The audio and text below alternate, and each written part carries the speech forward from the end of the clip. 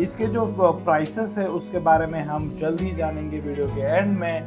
तो अब बात करते हैं हमारे सेकंड कैटेगरी की, LG फ्रिज में। तो ये हमारा दूसरा फ्रिज जिसका नाम है फ्रोस्ट फ्री रेफ्रिजरेटर।